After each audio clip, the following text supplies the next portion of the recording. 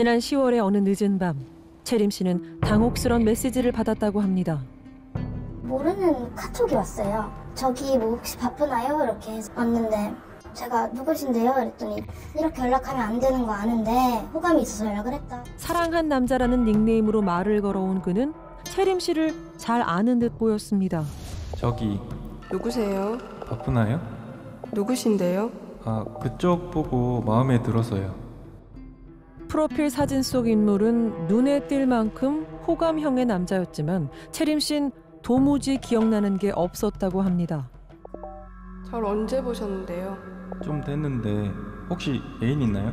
나쁜 사람은 아닙니다. 언제요? 택배요. 택배 버릴 때. 네? 택배요. 버릴 때 봤는데 진심으로 마음에 들어. 연락하면서 지내고 싶어요. 저는 택배 송장을 다 그 박스에서 뜯어서 찢어서 일반 쓰레기 따로 버리거든요. 그걸 버리는 걸 지켜보고 있다가 내가 집에 들어가고 나서 그걸 열어봤다는 거잖아요. 그래서 그게 좀... 일일이 찢어 쓰레기 봉투에 버린 택배 송장을 어디서 어떻게 찾아내 번호를 알았다는 건지 도무지 이해할 수가 없었다는 겁니다. 그런데 모르는 남자로부터 황당한 고백을 받았다며 인터넷에 올라온 글이 있는데 그 내용이 그녀가 겪은 일과 너무도 똑같았단 겁니다. 여기서 일단 저기로 시작을 해서 똑같이 저기로 시작을 하네요? 네, 그러고 마음에 들어서요. 택배 버릴 때 봤는데요. 지난 2년 사이 유사한 일을 겪은 여성이 무려 70여 명. 택배 박스를 통해 연락처를 알게 됐다면서 남성은 사랑한 남자 외에도 인생을 즐기자, 너와 나 같은 닉네임으로 수많은 여성들에게 난데없는 고백을 해왔던 겁니다. 메시지를 받기 전후 발신 번호를 감춘 묘한 전화를 받았다는 것도 우리가 만난 여성들의 공통된 경험입니다. 발신자 번호 표시제 전화 받았었는데 그때 여보세요? 그러니까 낸데? 이러는 거야. 그래서 누구신데요? 그러니까 내 목소리 들어도 모르겠나? 이런 거예요. 어디야? 지금 집에 있어? 나야? 나 누군지 모르겠어? 손이 너무 떨리는 거예요, 무서워서. 제 이름을 아나봐요. 그래서 내가 오세요 하니까 니랑 사귀었던 오빠다 이러고 그래서 갑자기 우리 잤잖아 이런 거야. 내가 나 오빠랑 잔 적 없는데 무슨 소리야? 그러니까 근데 우리 잤잖아. 계속 이 말을 반복을 하는 거예요. 그 다음에는 남자랑 자봤어? 이렇게 계속 물어보고. 천연덕스럽게 거짓말을 늘어놓으며 성희롱을 서슴지 않던 그가 어쩌면 지금도 어디선가 자신을 지켜보고 있을지 모른다는 공포는 이들의 일상을 수시로 위협하고 있습니다. 집 들어갈 때도 비상구에 괜히 숨어 있을까 봐. 그래서 항상 비밀번호 칠 때도 뒤돌아보고 내가 이사를 가야 이거는 상황이 종료가 된다. 여기서는 바로 나갈 생각이에요. 이번 연도만 살려고요. 이 사람 때문에. 경찰에 전화를 했더니 선생님께서 뭐 지금 피해보신 게 딱히 없어서 신고가 접수가 안 될 것 같다라고 하시거든요. 뭐 내가 이 사람한테 칼이라도 맞아야 되나? 아니면 뭐 성폭행이라도 당해야 피해자가 되는 건가? 이 두려움으로부터 벗어날 방법은 없는 걸까? 우린 피해 여성들이 사는 지역을 분석해 남자의 동선부터 파악해봤습니다. 그 결과 남자의 행동은 모두 부산의 한 지역을 중심으로 이루어지고 있었습니다. 그런데 잘 납득이 되지 않습니다. 택배 상자를 통해 연락처를 알았다는 남자는 버리는 모습을 직접 봤다며 피해 여성들의 모습도 정확히 설명했습니다. 그렇다면 이 넓은 지역에서 여성들이 택배를 버리는 순간을 매번 포착했단 걸까요? 70여 명이나 되는 여성이 택배를 버리는 모습을 우연히 포착하고 찢어버린 주소를 일일이 찾는다는 게 과연 가능한 일일까요? 얼마 전 이 남자로부터 고백을 받았다는 호정 씨는 그의 얘기를 처음부터 믿을 수가 없었다고 말합니다. 제가 택배를 버린 적 없었거든요. 부모님께서 택배를 버리셨는데. 집 앞 CCTV엔 뜻밖의 단서가 남아 있었습니다. 호정 씨 어머니가 택배 상자를 내다 놓은 그날 밤 9시 50분경 오토바이를 타고 온 한 남자가 주저없이 그 택배 상자 앞으로 향합니다. 불빛을 비추어가며 택배 상자를 유심히 살피던 남잔 사진을 찍은 뒤 뭔가를 챙겨 들고 건물 뒤로 이동합니다. 건물 뒤에서 그걸 펼쳐보더니 휴대폰으로 불빛 비춰서 이걸 보더니 휴대폰에 뭘 입력하고 주머니에 둘 다 넣고. 큰 키에 건장한 체격의 이 남성은 대체 누구인 걸까요? 많은 사람이지, 이 사람. 뒤에 뭐 있는데, 배달처럼. 어둠 속에서 남이 버린 택배 상자만 유심히 살펴보다 떠난 이 남성을 아는 사람은 없을까? 우린 고백을 받은 여성들에게 이 영상을 보여줬습니다. 혹시 이런 사람은 보신 적 있어요? 유심히 화면을 보던 채림 씨가 뜻밖의 얘기를 꺼냅니다. 기억이 나요. 전에 배달 시켰을 때 다른 배달부들하고는 좀 많이 달랐었거든요. 얼마 전 중국집에서 음식을 시켰을 때 배달을 왔던 사람이 분명하답니다. 정확히 기억하는 그만한 이유가 있다는데요. 제가 이제 원피스로 된 잠옷 차림이었거든요. 그래서 음식을 내리면 그분이 허리를 이렇게 숙이잖아요. 근데 그 상태에서 내리다 말고 다리 쳐다보고 그러다가 이렇게 해서 그냥 쳐다보는 거예요. 음식을 꺼내주다 말고 그녀의 몸과 집안을 훑어보던 시선이 너무도 불쾌했단 겁니다. 노골적인 시선을 보냈다는 그 배달원이 바로 닉네임 사랑한 남자였던 걸까? 그런데 그래서 주문하신 적 있어요?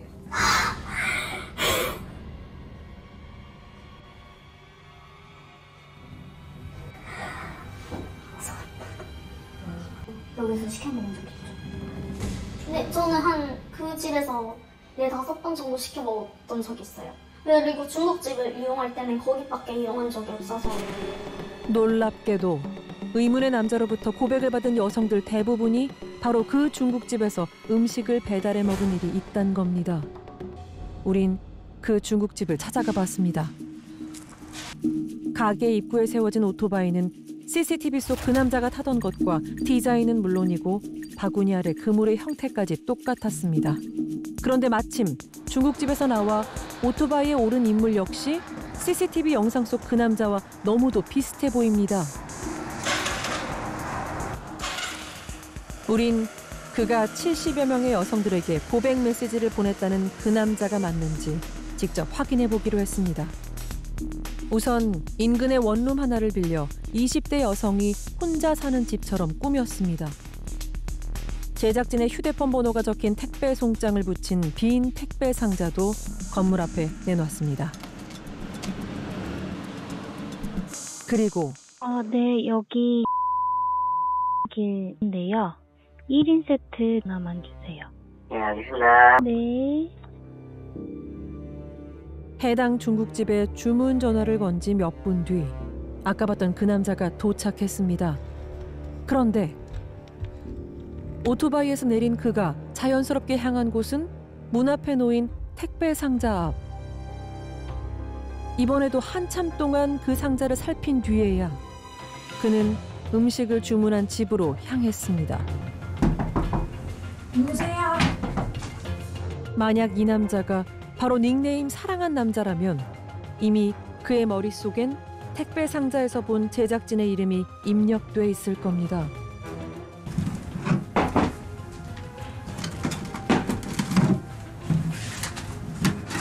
배달을 마친 뒤 중국집으로 돌아가 주문 기록에 남은 전화번호를 확인하는 것도 얼마든지 가능한 일입니다. 조용히 상황을 지켜본 지 반나절이 흐른 때였습니다. 문자 왔어. 올라왔어?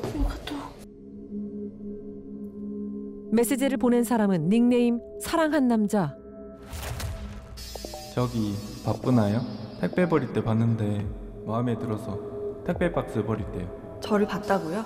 네, 통통하고 택배 박스 버리던데 저는 차에 있어서 못 봤을 건데 진심 마음에 들어서.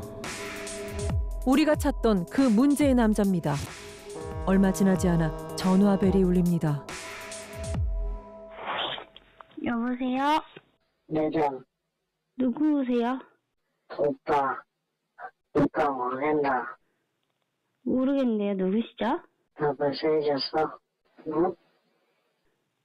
오빠한테 없어 소개팅 어플. 소개팅 어플이요? 한 적 없는데. 마치 정해진 공식을 따르듯 똑같은 말, 똑같은 수법으로 전개된 구애 작전.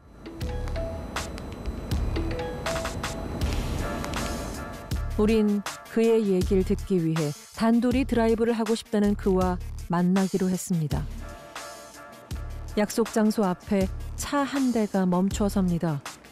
그리고 그에게서 메시지가 도착했습니다. 잠시 후 도로 앞에 서 있던 차 안에서 모습을 드러낸 이는 예상대로 중국집 그 남자. 좀 시간 잠깐만 연락하시잖아요. 근데 왜 그런 식으로 연락을 하시는지 좀 궁금해서 왜 보고 연락했다는 그건 아니세요? 연락하고 2층에 오시잖아요. 배달하면 그 전화번호로 연락하고 혼자 사는 여성분들한테 왜 이런 식으로 연락을 하신 거예요? 그러니까 이런 방법을 사용하신 이유가 뭐예요? 거듭된 질문에도 그는 아무런 말이 없습니다. 그러다 사랑하는 남자 노아나 이런 거 안 쓰세요, 아이디? 노아는 사랑한다는 거 맞죠? 인생을 즐기자. 무시했다 즐기자 즐기자 내 아이디고. 주소 다 알고 그냥 막 연락하시잖아요. 연락을 하지 말았어야 된다. 그냥 말했어도 그냥 무시했어야 된다. 근데 그러면은 내 주소까지 알고 있는 사람인데 무시했다. 뭘 원하신 거예요, 연락을 하면은? 원한 거 없었어요? 그렇게 하면은 여성분들이 좀 무서워하지 않을까요? 이사 가려고 하고 무서워가지고 집에도 잘 못 들어가고 그러고 있어요. 아셔야 돼요. 앞으로도 이거 계속 이렇게 하실 거예요? 앞으로는 안 하실 거예요? 마지못해 앞으론 이런 일은 하지 않겠다고 약속한 그는 떠나기 전 이런 말을 남겼습니다. 중국집 사장님이세요? 사생을 모르다 좋아하는데 그게 좀 아니까 자살을 해야 되겠네. 수많은 이들의 개인정보를 멋대로 수집하고 이용하고서도 자신의 개인정보가 드러나는 건 걱정스러운가 봅니다. 그러니까 누군가 내 연락처를 알고 내가 어디 사는지도 알고 심지어 내가 무슨 옷 입었는지도 알고 계속 연락하고 계속 지켜보고 있다는 불안감 때문에 정신적 고통이 있을 것이라고 추정되기 때문에 이 사건의 피해자들이 이 남성을 상대로 손해배상 청구를 할 수가 있고 불안감이나 공포감을 조성하는 내용들을 전달하는 건데 정보통신보호 위반에 해당할 수 있죠. 목적 이외에 부적법하게 개인적으로 연락을 취한 행위는 개인정보보호법 위반에 해당할 수 있을 것 같습니다. 그런데 얼마 전 그에 대한 경찰 조사가 시작됐다는 소식이 들려왔습니다. 통 내용이랑 봐가지고 불안감 조성이나 공포심 유발 이런 걸로 일단은 검토를 하고 있습니다. 그전까지는 이제 그렇게 막 이런 경각심이나 이런 게 전혀 별로 없었던 것 같은데 뭐 연락을 하면 이제 뭐 해도 되는 줄 알았다 이런 식으로 얘기를 하죠. 사랑이란 이름으로 수십 명의 여성을 공포에 떨게 한 남자. 상대의 감정을 아랑곳하지 않는 그 위험한 구애의 끝은 남에게도 자신에게도 악몽이 될 수밖에 없습니다. 방송이 나간 지 2년. 여보세요? 누구세요? 내가 오빠. 나 모르겠어. 의문의 남성에게서 4번째 전화가 걸려오고 일주일 뒤 미나 씨는 뜻밖의 메시지를 받았습니다. 저기 그쪽 보고 마음에 들었어요. 택배 버릴 때 봤는데. 그녀의 얘기를 듣자마자 우리가 떠올린 한 남자, 최 사장. 그가 활동을 재개한 걸까?